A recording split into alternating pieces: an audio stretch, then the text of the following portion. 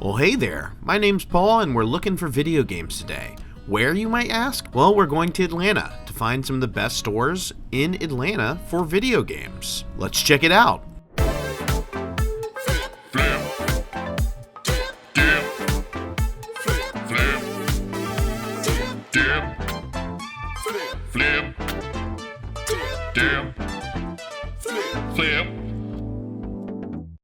I felt the need to include this shot mainly because the Atlanta airport's tram has this Nintendo advertisement for some reason.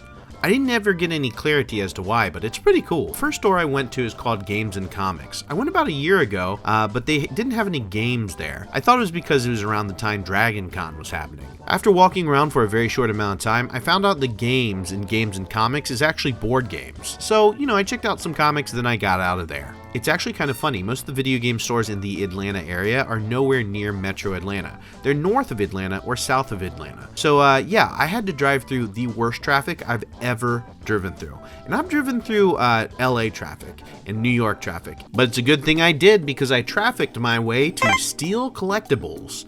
Yeah, let's check this out.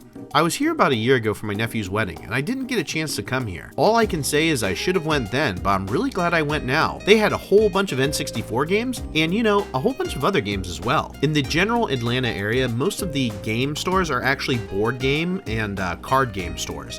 This store, however, was a video game store, which was really nice. I recently got a graded Canadian version of this game for $50. That was the deal of the century. Looking back at this footage, I'm actually upset that I did not buy this game. In general, I should collect more Neo Geo Pocket. The prices here kind of varied. Some of the prices were really good, some of the prices were a little above price charting, and there were a couple here that I was thinking about leaving, but as I get closer to the end of my N64 collection, it's becoming harder and harder to find things. That's the same Hulk statue that Retro Rick has in his store, and hey, look at that thing. That bootleg Mario is pretty cool looking. The selection here was absolutely stacked, and I was actually thrilled to find all the games that I found here. My expectations were overall pretty low, especially considering that there aren't a lot of video game stores in the area, but they actually met those expectations, if not exceeded them by a lot. This place had its museum pieces that you couldn't buy, but that's okay. They had a whole bunch of stuff that you could buy. And I'm not gonna lie, I probably should have got this 3DO. This is the exact 3DO I've been looking for about ever. They also had a ton of toys, specifically a ton of Transformers, but they had other stuff too. So if you're into toys big time, you can get these. I'm not really a toy collector.